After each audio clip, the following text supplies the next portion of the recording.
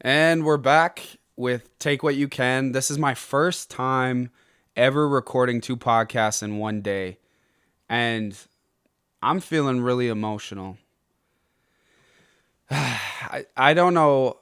And it's not because of recording two podcasts in one day, but it's November 20th, 2024. I just saw on X all over the place that Kai Cenat, Benny Blanco, and this other guy were just checking out Twitch streamers. And this woman has been streaming for 3 years straight, nonstop. Sleep, shower, eat. Friends come over. If she goes out, she streams while she does it. 3 years straight. And my first thought was, okay, you know, when you see a female streamer, no offense, but a lot of times you're like, okay, well, you know, where's the OnlyFans? where's that kind of stuff going on? Um, but I was really grateful and surprised to see that she doesn't have anything like that, because you just see someone, it's man or woman, you just see someone so committed and really determined for what they want in their life, and it's just really inspiring. Like, I know no one's going to listen to this. My last three podcasts have like 3 views. But the goal is to be intentional about posting 5 days a week, staying committed to it, learning as I go, and just making this into a career and making this into a lifestyle. For those of you who don't know, the main reason for me doing this, I feel very called. I've prayed a lot about this. I feel called by the Lord to do this. Ultimately, you know, to spread the word of good news. Um, on a specific level of my own life, on a personal level, the fact that, like, I currently work in a career where it's hard to have a set schedule or a consistent schedule. I definitely don't work a 9 to 5 every single day, Monday through Friday. You know, I'm working nights, weekends, days, weekday. Like, it's kind of all over the place. And, you know, just praying a lot about it and thinking a lot about my family history, I just know it's going to be very necessary for me to be home. It's going to be very necessary for me to be a present father. And I'm currently married, 25 years old, and you know, God's calling for me is ultimately to be a husband and a father. Um, and thankfully, I'm good at talking a little bit too much. I'm very knowledgeable about sports. I'm very knowledgeable about politics. Um, I'm okay at articulating myself. I think that will get better with time. But ultimately, it's about providing a lifestyle where my career is around my family, not the other way around. And I think a lot of times you see the opposite, or like what I mentioned, the other way around. You see that a lot in today's society. Like, this is why I get so frustrated with where the economy or where America is. You used to be able to work in a coal mine and come home to a house and a car and a wife and kids. Now, today, I'm actually looking at a house with my wife after this, and we work two full-time jobs, or each of us work a full-time job. She has other part-time jobs. I do this. Obviously, I don't make an income from this, but it's something I'm working towards. We work very, very hard, and we are still, you know, we're very financially responsible, but we're still in a spot where, you know, we can't go buy a $400,000 house or $500,000 house, you know? So yeah. it's just very inspiring to see all of this. And I'm very grateful that the Lord brought that across me. Because it's just it's very helpful. Very, very helpful. And I'm sure that that young woman is like freaking out. Like like when you look on X, you can see impressions, which are kind of like views, just like people who looked at, I don't know the exact credential, but like looked at the post on X, and you can see like her account's blown up so much that you can see each of her tweets have like, or posts on X have like 24,000 impressions, but only like 2 likes. And you can tell all of that is coming from seeing that, like her blowing up, and then people just come on the page to see what's up with her. But to still only have 2 likes, like this woman's probably not seeing any results for 3 years straight. 3. You can imagine she'd be like, okay, well, I'm streaming for a year straight. Still nobody's watching. I'm streaming for a year and a half straight. Still nobody's watching. I'm streaming for 2 years, 2.5. She even hit the 3-year mark. And it wasn't until a month after that when Kai Cenat, I can't say it. I've heard him say it different ways like multiple times, but whatever. We're just going to ignore that. But she still hit the 3-year mark and didn't stop. And she's just said, she's like, I'm just crazy. I'm really committed. I want to be able to live in a house. I want to be able to play video games and stream and make this my lifestyle. And it just touches me to my core, because it's like, that's who a lot of us are. We just want to live in a home. We just want to have a family. We just want to play video games, talk about sports, share things with our friends. Like we're slaves to our wages. And most of the time things fall up short. Or just fall short. I don't think I said that right. But things just fall short. And I just have hope. I have a lot of hope. So praise the Lord. I'm just very grateful. Again, November 20th, 2024, I'm sitting in my room. You know, it's snowing outside a little bit for the first time. About to look at a house that I'm really excited about. So I just want to take that time to be grateful. Yeah. So let's get into some football.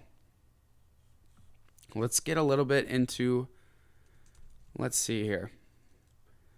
Obviously, since I recorded the last podcast like 2 hours ago, I have not had a chance to see New York Giants Hard Knocks.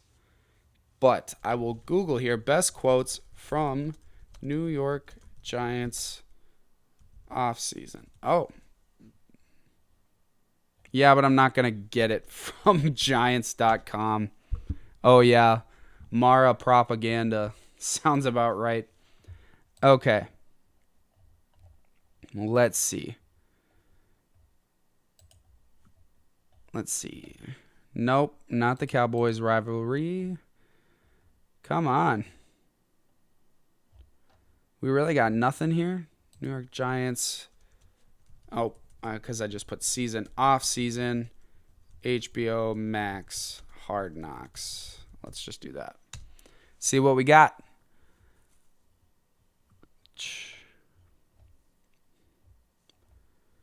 Okay, well, I mean, I guess we could just look at best fan tweets. I don't know. Really, I can't get direct quotes. Okay. Let's see here.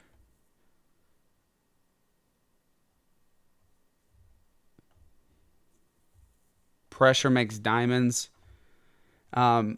Initial thoughts. So Bobby Skinner said, initial thoughts on Giants Hard Knocks episode 1. The Brian Burns trade starting as Dan Morgan offering for 2 firsts and ending up with at a 2nd and a 5th is why Shane's best area as a GM has been trades. Wow. Yeah, that is kind of crazy that they got him for that. Let's see what else this person said. We are reacting to people's tweets. Quality content. Okay, so John Mara didn't want to let Saquon go with the offense that bad. Even suggested drafting one early. Don't like that. Seems Shane underestimating what Saquon would get, but still seems set on letting him go. Brian Daboll citing Shane Bowen's run defense as a reason to want him. Huh. Someone's first comment was run defense in a pass-heavy league. Go figure. Really? Yes and no. Yes and no. Like, I did some research on this concept of how much do we really run versus pass through the decades. And here, I'm going to go ahead and pull up my research that I did because it is interesting. It's not as much as you'd think. Like, I asked my father-in-law, he was like, I asked him, like, how much do you think we run or pass versus run? Jeez. I just dropped something. Sorry about that. Okay, so how do we, how often do we pass versus run, right? And he thought it was like 75% pass, 25% run. And I think a lot of people do think that, like who really don't care or pay attention to that. I think they do think that. And I said, when did you start watching football? Like really started paying attention to it. And he goes, like the 80s or 90s. And I go, well, what do you think it was back then? And he said the opposite. So like 75% run, 25% pass. So what I get, and I've asked other people this, just like the perception of what football has become, especially for someone who's been watching it for a long time, like my father-in-law, is that it has become insanely pass heavy. However, first I'd like to say the RPO screen game is basically running. I just want you guys to know that. So when you're screen passing, you're stretching out the field, you're utilizing open space, it's basically a run. That's why the Chiefs do it so well. Why do you think Deebo Samuel has been Deebo Samuel over the past few years? Why do you think A.J. Brown was who he was at first? There's plenty of guys, even DJ Moore when he was with the Panthers, plenty of guys make a living off of the screen passes, getting out in open space, and I think you'll continue to see it for a long time because in a lot of ways, the NFL has become a space game. Kind of like soccer or the way basketball has become. Unfortunately, I don't think that's the best way, but things evolve and things change and you have to be able to adjust. But here, I'm just going to give you, basically I did 2023 and then I did 1953, 63, 73, and so on, all through the decades. So 1953, pass percentage was 46.84, rush was 53.18. So a 46 to 53 split. So I'm going to continue to go down pass, right? So 1963, 47% pass. 1973, 40% pass. Giant drop. Then a giant uptick. In the 1983, it was 49%. 1993 was 53%. 2003, 53%. 2013, 56%. And then 2023 dropping down to 55%. Now, if I wanted to get more in depth with things, I could probably do the average of the decades, which might give you a little bit more of an accurate showing. But either way, what you can see is that it's barely flipped the other way. Yes, it is more of a pass-heavy league, but it is not. It's still closer to 50-50 than most people would like to think. And then also add on to the fact that a lot of those passes can be screen passes, which are basically runs, or RPOs, which are half runs. Like, and you know what I mean by half run. Like, they're not half a run, but they can be runs. So it's still a big, big part of the game. Very big part of the game. And I think that's what we shouldn't forget. And the minute we start to forget that, football is going to get ugly. It's not going to be fun to watch. Okay. Biggest quotes of Hard Knocks, in my opinion. This is from Mike Frisella off of X. Quote he had from the show is, "We started 3 practice squad players offensive line against Miami." Wow. "We're paying him $40 million to throw the ball, not hand it off to a $12 million back." Oh. This is... oh my gosh. Then he says, "Please let Malik Neighbors be there." Okay. I do agree. Again, this is kind of what we talked about last episode. Yes, if you're going to pay someone $40 million, they need to be uplifting your team. But does that mean they can't have a $12 million back? Why does that matter? If he's one of the best players on the team, it's just ridiculous. Very ridiculous. And I'm going to pull up, in terms of the Malik Neighbors quote there, I'm going to pull up my draft rankings. You can call me crazy. I might be wrong. This is who I had. So I'll give you my top 10 because I scouted about 20. Every year I try to scout as many as I can. This year I did 100. I did a 2-round mock draft of not what I expect to happen, but what I would do. Okay, so first I had Marvin Harrison Jr. I had let me see here.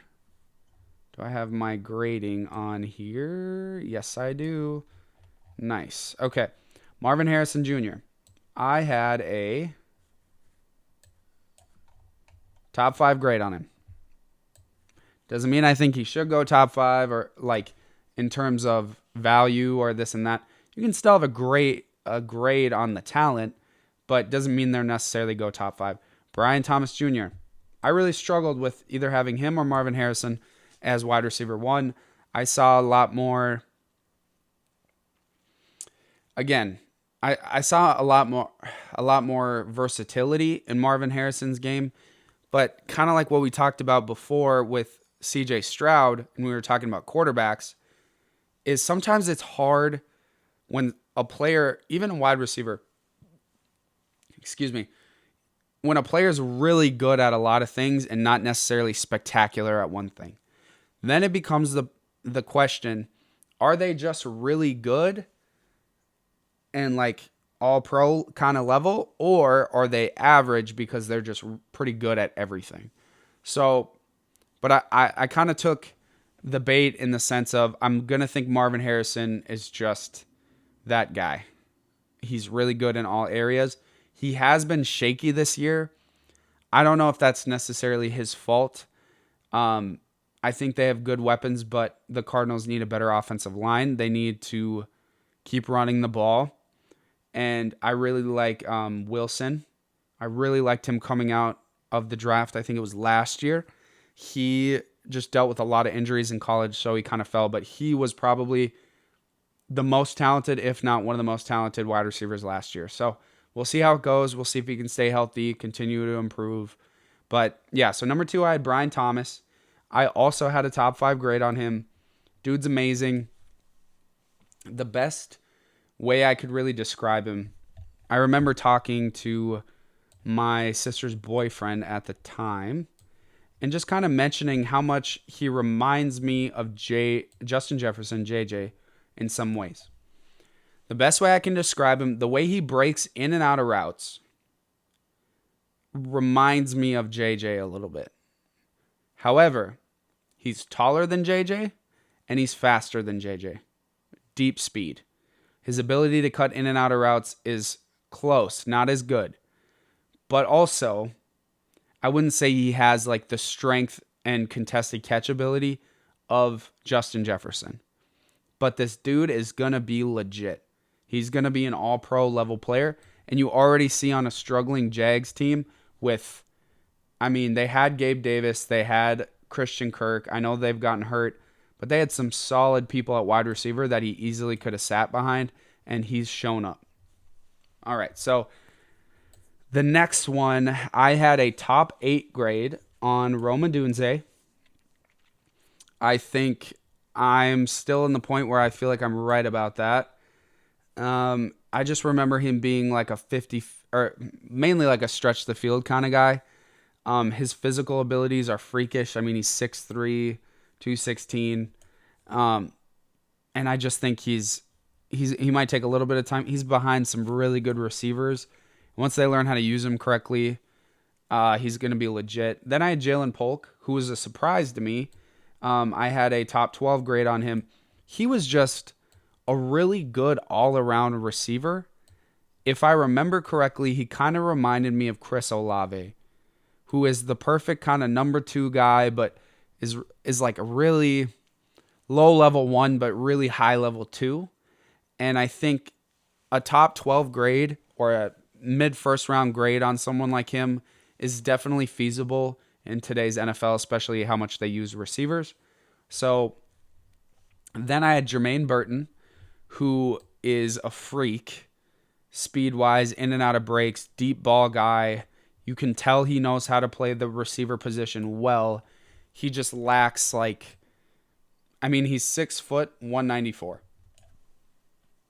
So he lacks some size. Contested catch ability, I think he lacked a little bit, but just downfield speed, in and out of breaks, understands angles, understands leverage. You can just tell he knows how to play wide receiver. And number 6, I have Malik Nabers. I feel like I've been somewhat proven wrong with him because of how quickly he's produced. But it does not surprise me because they don't really have anybody else.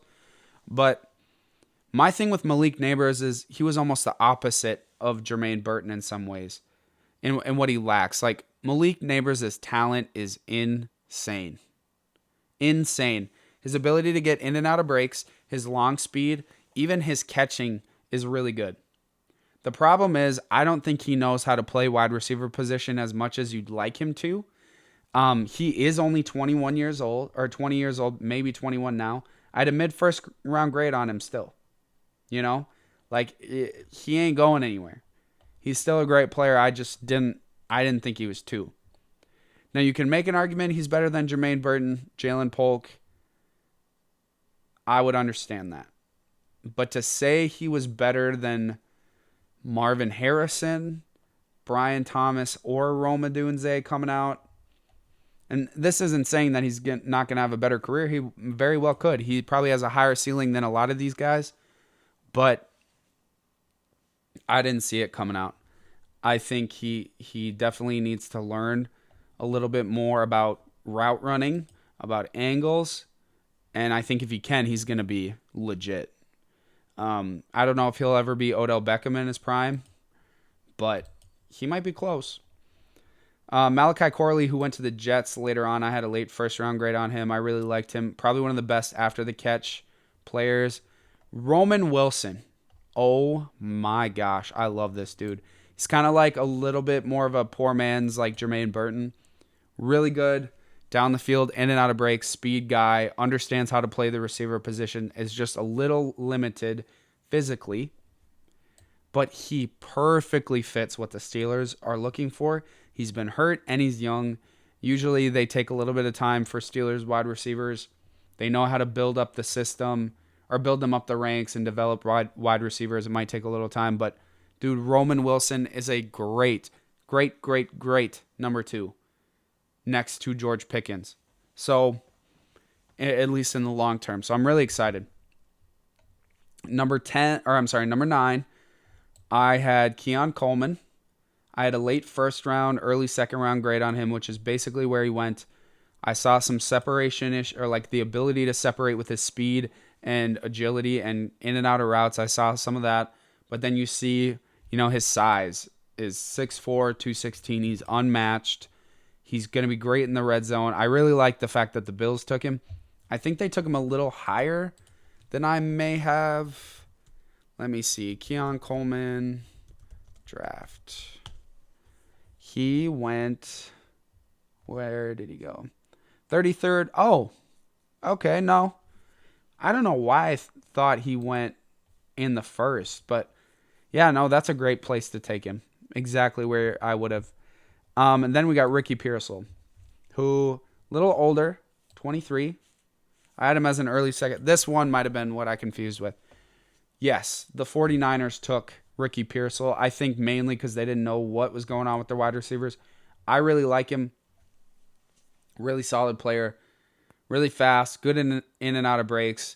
Knows how to play receiver really well. Understands angles, leverage, route running, all the things that matter. Has good hands. He's just not like, he's very fast and agile, but like physically with strength or even downfield speed in terms of like straight line speed, I think he lacks a little bit. So that's why I'd say, plus he's a little older, so I kind of had him in that early second round grade area. So yeah, I say that all to say just, I mean, Malik Neighbors at, what did he go, 6? Let's look at the 2024 draft.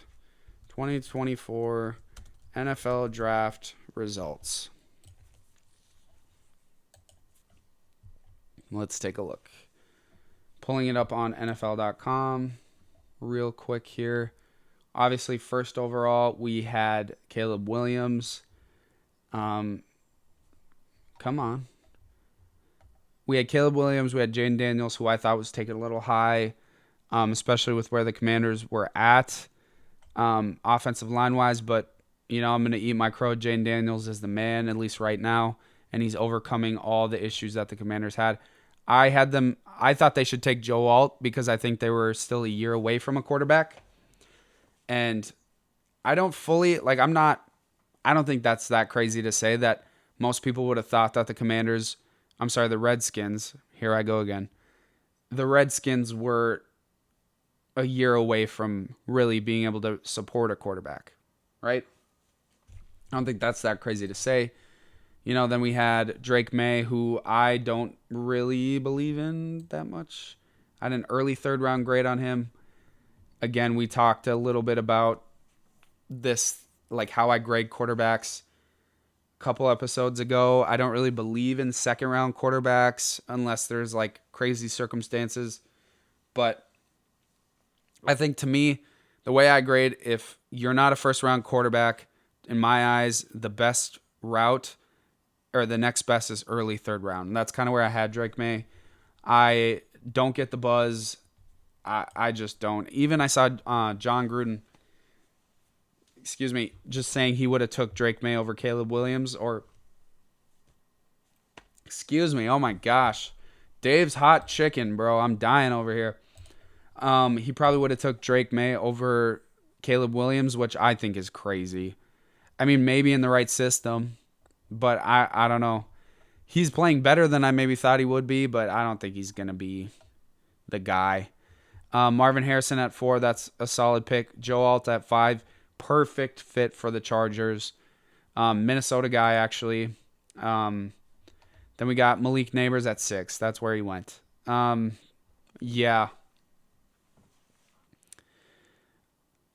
Yeah, that's crazy. Malik Neighbors at 6. Ahead of Rome Odunze at 9. Where are other wide receivers here? Then it took till pick 23 for Brian Thomas Jr. And I guarantee the Jaguars didn't think they were taking Brian Thomas when this draft started. I don't think they thought he would fall. Then Ricky Pearsall, then Xavier Legette. I like those. Where did I have Xavier Legette? Because I like him too. He's really good after the catch. Yeah, I had him at he was my 11th wide receiver. I had him as a early to mid second round grade. So a little high. Maybe that was the person I thought was a little high too. Yeah, Bo Nix, same thing. I just saw him randomly on the list here. Bo Nix, I had him as a mid to late 4th. Could be wrong on that. I don't know. I mean, he's playing better, but my thought process is you're 24 years old and you're still having inaccuracy problems in college. Yes, you're really physically talented, but for me to draft a 24-year-old, he's got to be really good. He's got to be polished, straight up polished.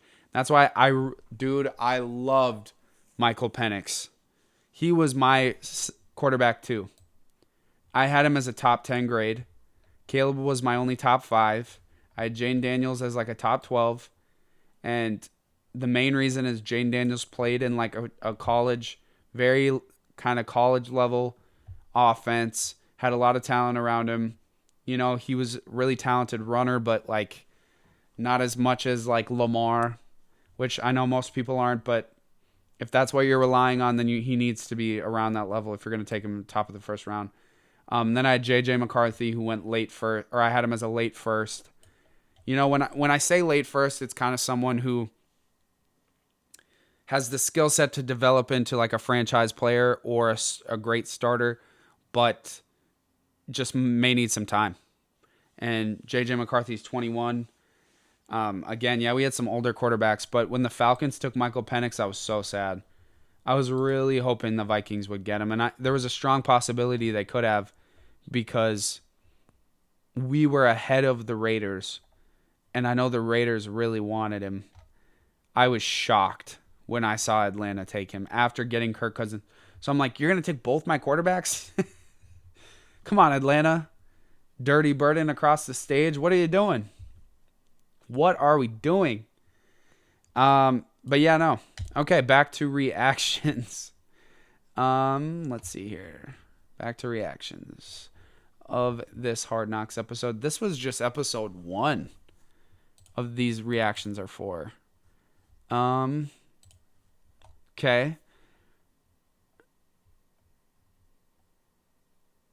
Okay, takeaway from Hard Knocks. This is from Adam Bernstein.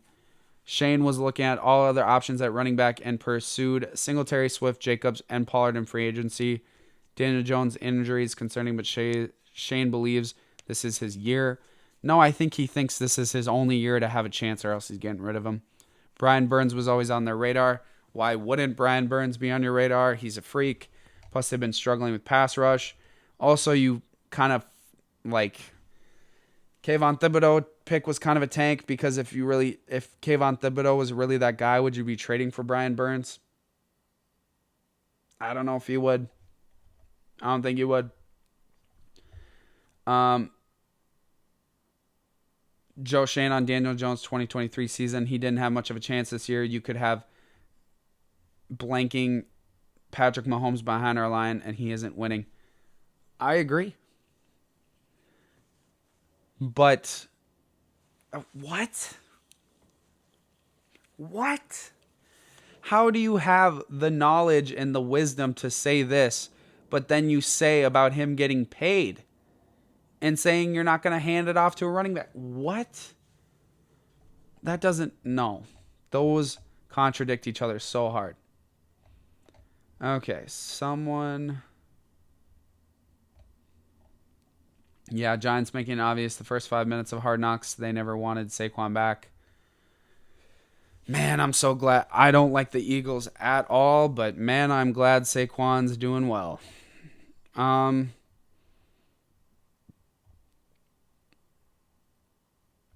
This person said, Art Stapleton said, tell me again how John Mara is calling all the shots and not Joe Shane. Pretty clear Saquon would be a Giant if Mara was the overlord. Some suggest he is.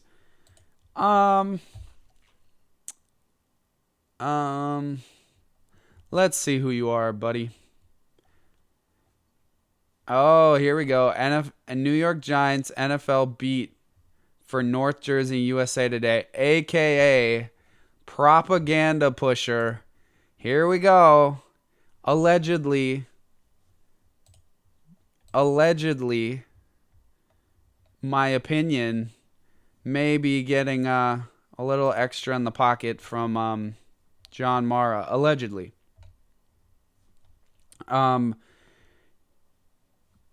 Okay. Yeah, I'm not giving up on Daniel Jones, Mahomes. Okay, the final lines, Shane said, someone tweeted, the final lines, Shane, this is the year for Daniel. The plan all along was to give him a couple years. Is he our guy for the next 10 years, or do we need to pivot and find somebody else?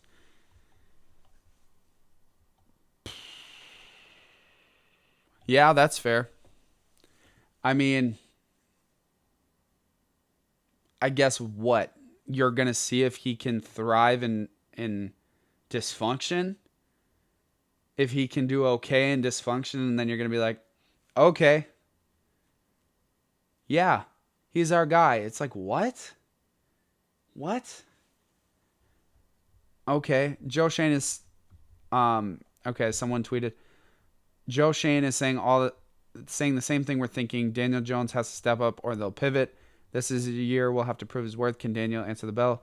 You don't pay anyone $40 million to handle. I just disagree with that so hard.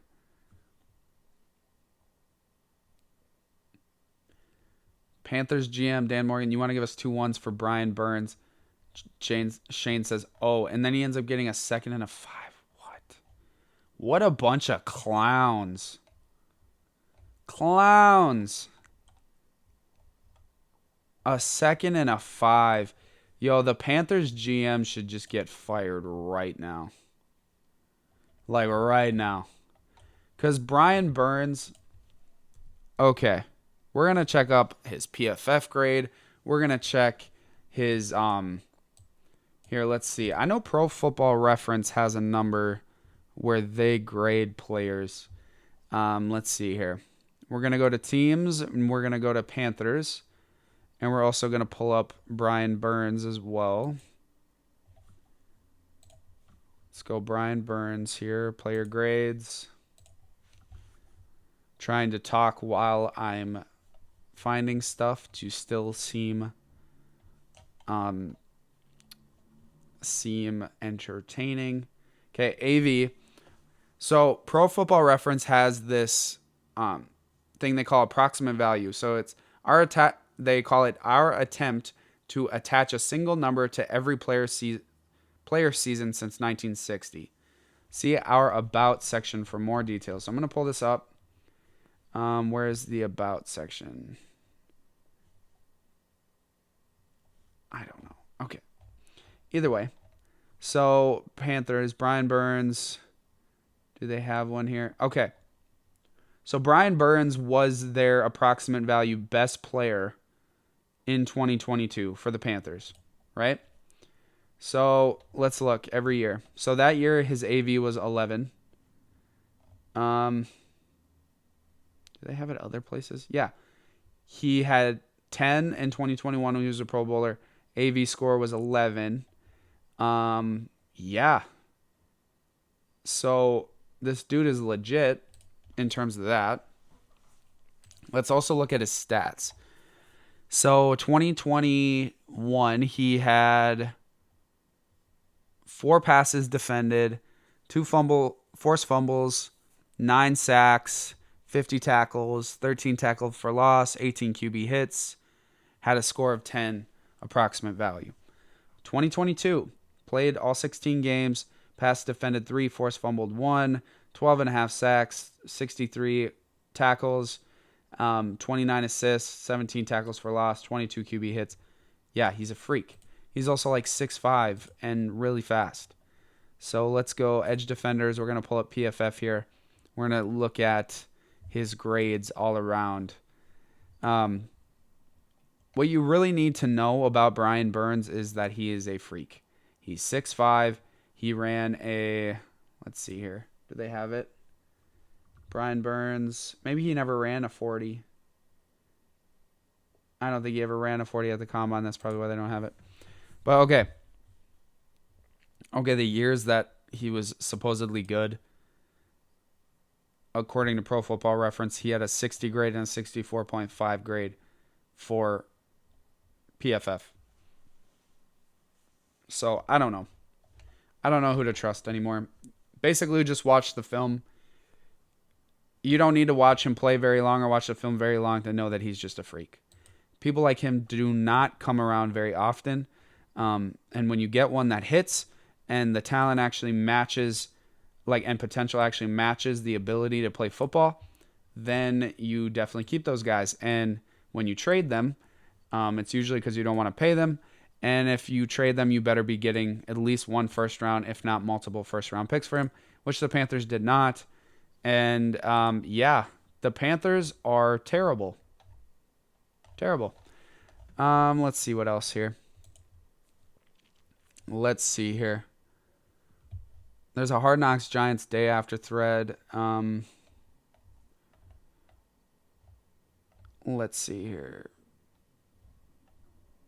Bop, bop, bop, bop. Reddit. Gotta love Reddit sometimes. I don't get the obsession with Reddit. Like, I get it. It's just so, like, not visually appealing, you know? I don't think that's its goal. But I was kind of introduced to Reddit at, like, a young age, and the whole time I just thought, this is just confusing to read. I'm probably just stupid, which I'm sure we've all learned. Let's see here. Okay. This guy's posting summaries of it. So let's take a look here. All of it's just about Saquon and Brian Burns and Daniel Jones. Yeah, I mean, that makes sense. Okay, so here's an interesting one.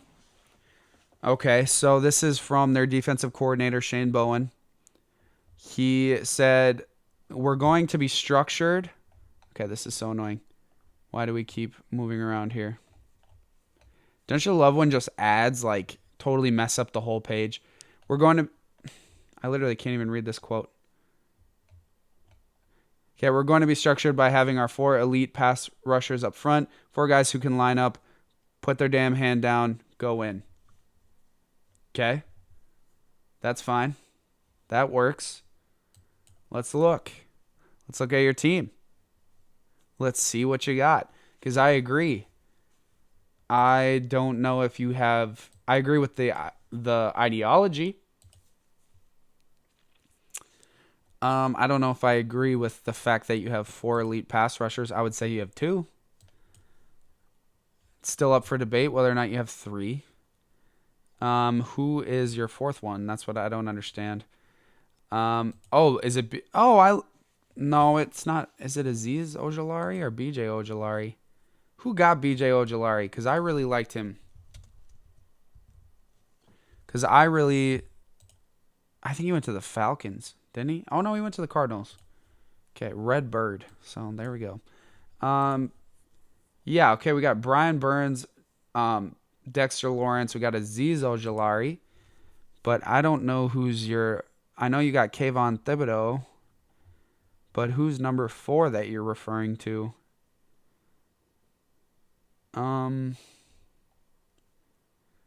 It's got to be Azeez Ojulari, right?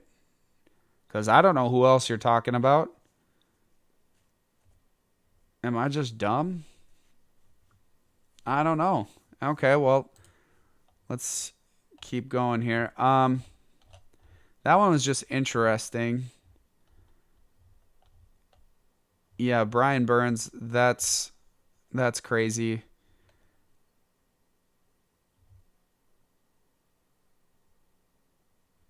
Yeah. Okay.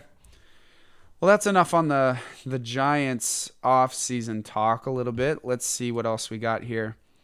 Let's see what's trending on X. Is there anything football related? It's just the best app for news. It really is. Oh yeah, LeBron's like, I'm off social media again. LeBron, nobody cares. Nobody cares, LeBron. Okay, also, good point. I cannot believe, I didn't even think about this. The Giants started Tommy DeVito over Drew Lock. Highly, highly questionable. They want to lose. It's not even a question. Yikes. Corinna Kampf, oh my gosh, please. Please, girl, I will pray for you. Let's see here. What else we got going on? Sports Center. Okay, DeAndre Swift's groin injury casts doubts on Bears backfield for Vikings clash. He really went to a journalism school, huh? For Vikings clash. Yeah. I think Roschon Johnson's really underrated. I know we talked a lot about the Bears too. Gosh, the Laken Riley thing just breaks my heart every time I see it. Kayvon Thibodeau is supposed to return. That's interesting. Let's see here. What we got going in the NFL here? Let's see.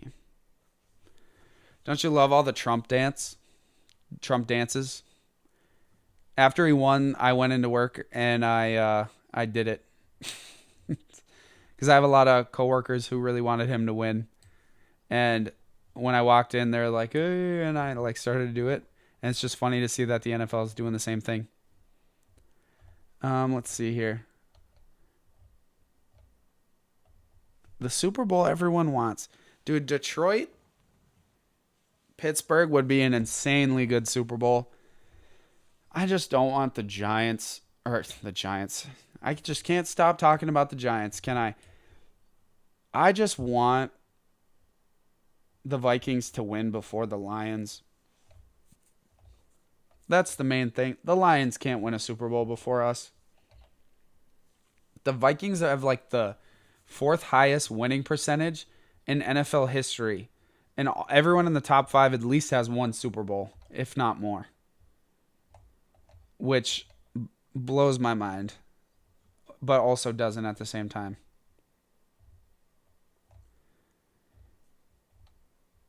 Yeah. Okay. Let's see what else we got going on here. Um, Entertaining podcast. Oh, you also know what I learned? Especially because I'm buying a house soon and I'm looking at one that I really think we might buy if everything goes well. I found out that 82%, I think it's 82%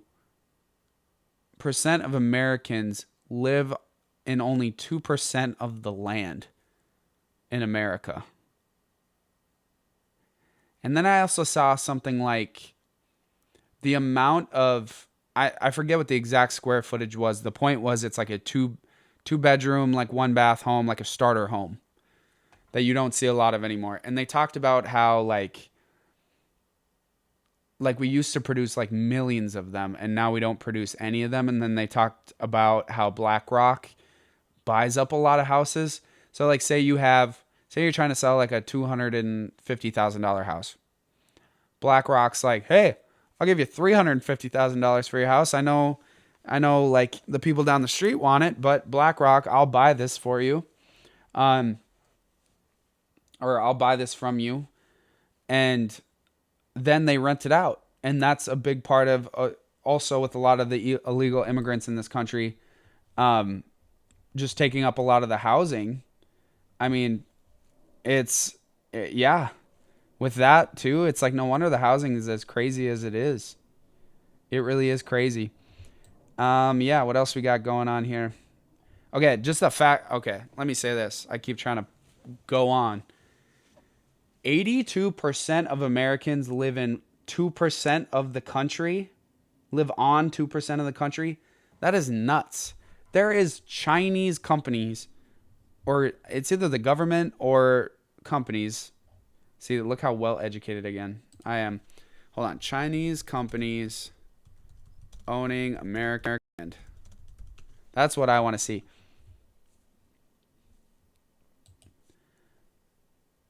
Okay, yeah.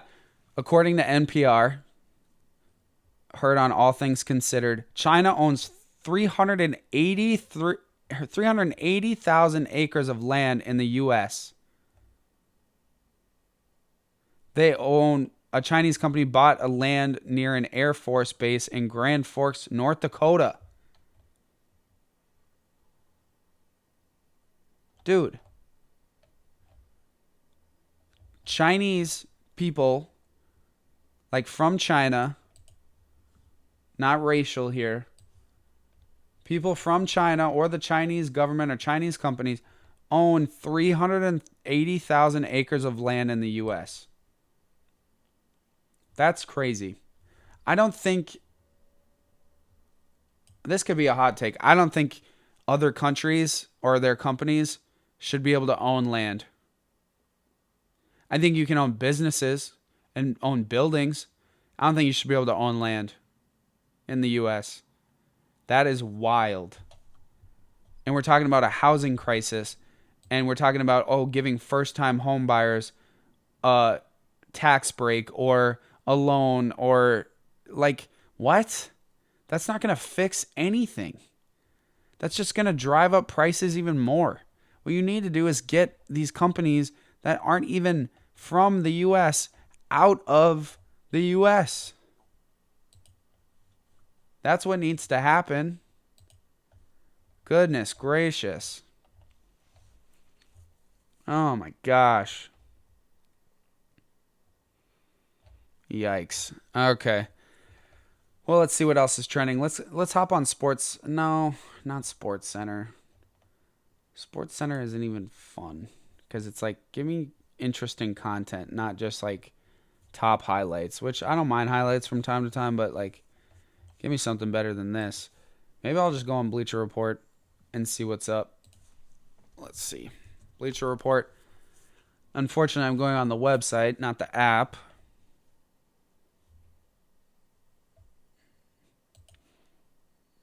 Wow, without complaining about the Giants or the Bears, this podcast is a lot of just me figuring out what's going on in the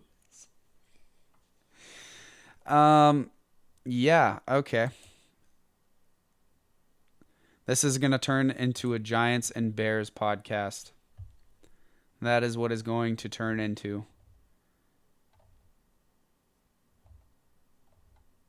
Okay.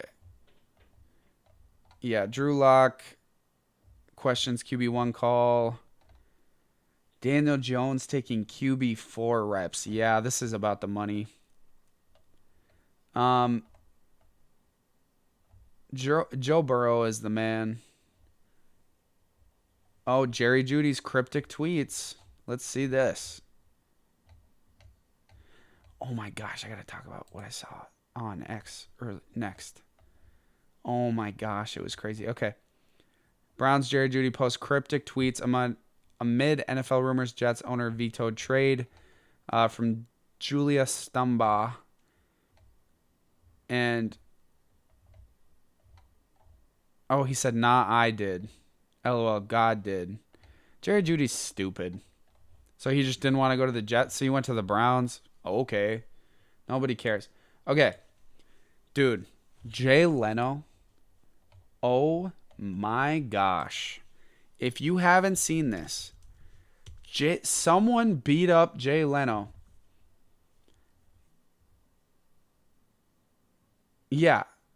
He claimed, dude, literally the whole side of his face is like black. And he's wearing an eye patch because his eye is so swollen. And someone interviews him and asks him what happened. He says he fell down a 60-foot hill. People, Conan O'Brien. Someone posted a gif of Conan O'Brien laughing. I'm like, oh my gosh. Yo, I'll have to talk about that sometimes. The Late Night Wars, there's a series on YouTube. Late Night Wars. So cool, dude. Jay Leno really did terrible things to his peers. But someone made a good point. Jay Leno, who's worth $500 million, stayed at a Hampton Inn and fell down a hill. Yeah, fell down a hill, allegedly. I think, man, he's either got gambling debts or someone pointed that out, but I think, yikes, something's not good. A lot of these celebrities, man, something's really bad. Something's bad is going to happen to a lot of these guys. Yeah, I'm watching the video right now. His eye literally looks like a softball. Fell down a hill. Bro, and only your face is swollen. Your hand isn't broken. Your okay, his hand is like messed up and his fingers okay. Either way. Yeah, dude, I think something, especially with like Diddy and Epstein, like all this stuff's going on. Everything that some people said were conspiracy theories, including myself, is all turning out to be true. And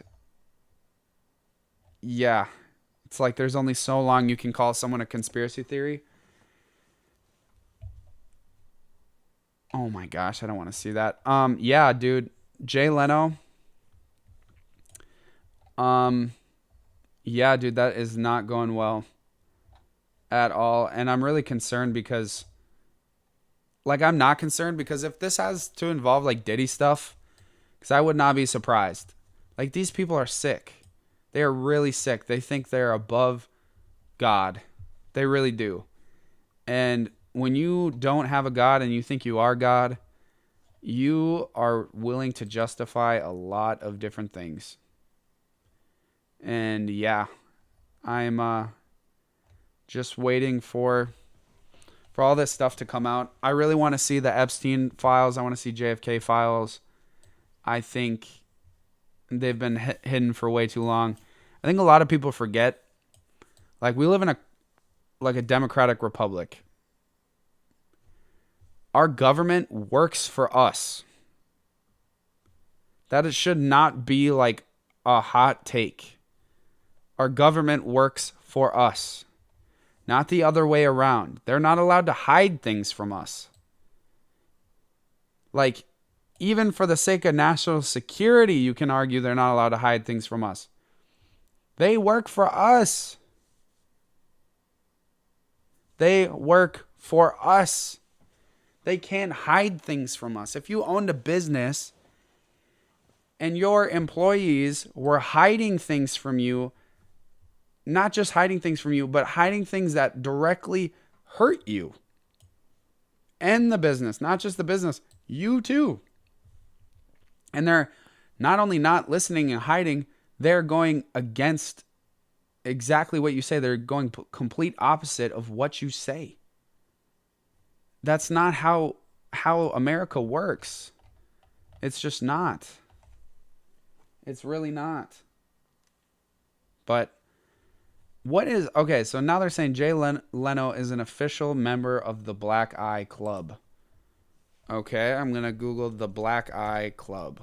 Maybe it's just... he is... has a black eye. But... okay, the Black Eye Club, this is from a very unprofessional looking website. Okay. From the phoenixenigma.com by Corey Daniel. Okay. Let's read this. Although not officially an organization, the Black Eye Club refers to a growing number of politicians, celebrities, business elites, and the heads of state who have suddenly and mysteriously wound up with black eyes. Okay, but like, you can just get a black eye from anything, but okay. Although a few of them have sustained injuries to their right eye, the majority occur on the left. Jay Leno's was on the left eye. Among those who have succumbed to this affliction are George Bush, Kanye West, and the Pope. What a list. What a list. Okay. And now Jay Leno. Okay. But why this current and periodic rash of black eyes, and why has this phenomenon disproportionately afflicted people of considerable power and influence, even allowing for our modern 24-hour news cycles and tabloid cell phone camera culture? Up until the year 2000, I can't recall any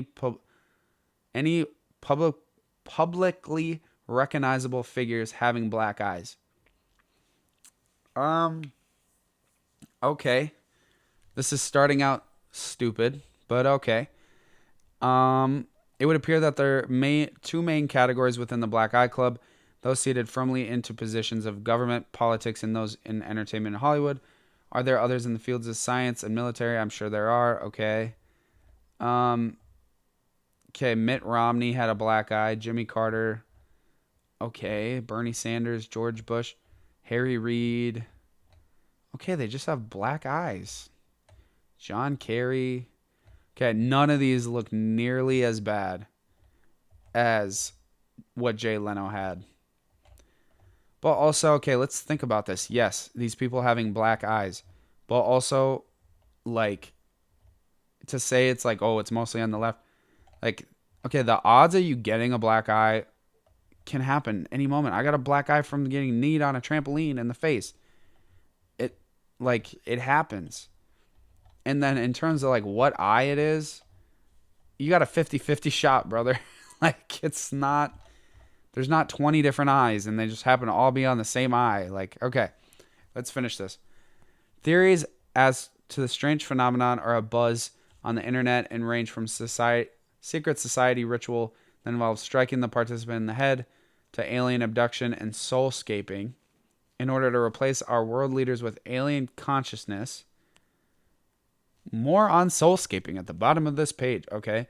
Another theory holds that this is a form of punishment used as a sort of check and balance within secret societies. And still, okay. Okay. This is a little much. Like, I'm definitely believe in the deep state. I definitely believe there's people out there controlling our government that are not elected officials. I definitely believe there's some shady stuff. It's definitely like P. Diddy stuff going on. But yeah, I don't know. I think something's something he probably just has like gambling debts or something. Or someone just messed him up, dude. To say if I fell down a hill. Really, bro? You're like, and I guess if you're that old, it looks worse. But dude, you're 74 years old. You just fell down a hill. Fell down a 60-foot hill in Pennsylvania. Okay, I don't know, man. This is a little fishy. But yeah, I guess that's all I have. Um, don't hang out with Jay Leno. Jesus loves you. He died on the cross for your sins. That is the good news every single day. You have a beautiful day. Thank you for those of you who do listen, who will ever listen in the future. Thank you so much. God bless you and take care.